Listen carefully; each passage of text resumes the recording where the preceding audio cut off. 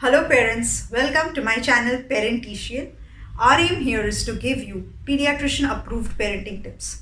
All the content posted on this channel is priorly reviewed and approved by Dr. Rachit Doshi, who is a pediatrician and a consultant neonatologist based in Ahmedabad. अगर आप Hindi language से ज़्यादा comfortable है तो ये same video मैंने Hindi language में भी बनाया हुआ है, उसका लिंक आपको नीचे डिस्क्रिप्शन बॉक्स में मिल जाएगा. Today we will talk about how do we figure out whether the baby has got the adequate quantity of breast milk or no. In this video, I will tell you 3 important points through which you can get a very clear idea whether the baby has got the right amount of milk or no. After that, I'll tell you about 3 common misconceptions that a lot of parents have regarding this. Then I will share my personal experience where I got confused and how did I resolve those confusions. So let's quickly get started.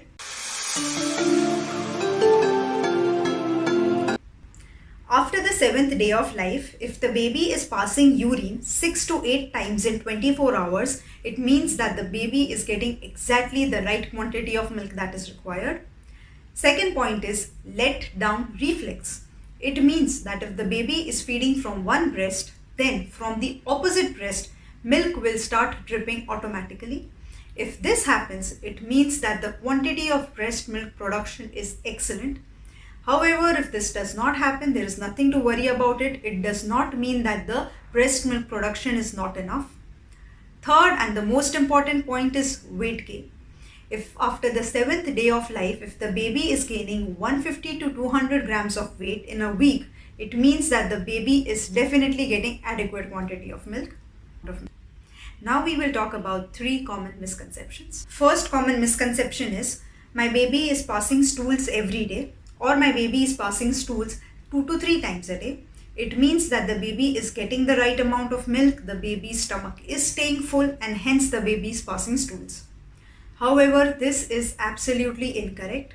In the initial few months, the baby may pass stool 6 to 8 times in 24 hours or only once in 5 to 6 days. And both these scenarios are absolutely normal.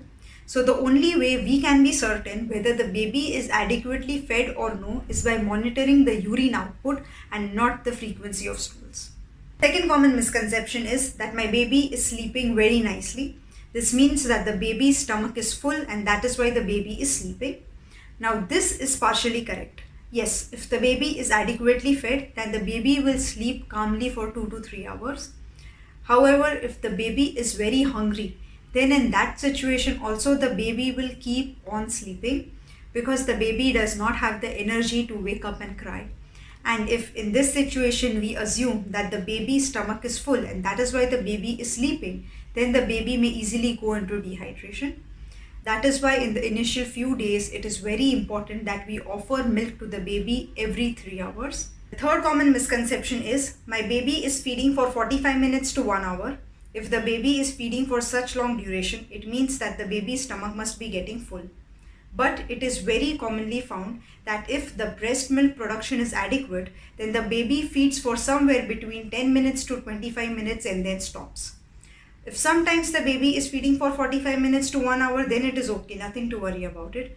But if most of the time the baby feeds for such long duration, then there is a chance that the breast milk production is not enough and hence the baby is feeding for so long. If this is the scenario, then you need to give some extra attention to the urine output and the weight gain of the baby.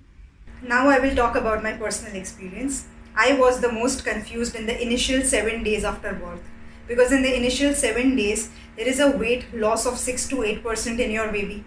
The baby does not pass urine 6 to 8 times in a day. The urine frequency is less. And the most important, I was not at all confident about my lactation. So we adopted this method to figure out whether my baby was getting the right amount of milk or no. Now this method is not mentioned in any book of pediatric. So if you wish, you can consult your baby's pediatrician before adopting this method. First, we would let our daughter do breastfeeding for 30 minutes or whatsoever time she requires. And then immediately after that, we would offer her formula milk. In the initial 3 days, we observed that even after 30 minutes of breastfeeding, she would consume approximately 15 ml of formula milk, through which we got a very clear idea that breast milk is not enough for her.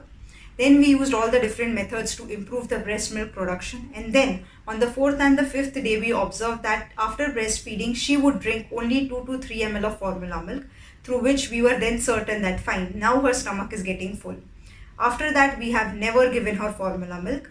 Breast milk is the best for your baby. So if formula milk is not required, please try to keep the baby on breast milk only. So that's it. I hope you have found this video helpful. If you have found this video helpful, please share it with all the new parents or pregnant women. If you have any queries, do ask us in the comment section. We will definitely reply you. To watch more such videos, subscribe my channel and hit the bell icon below. Thank you for watching.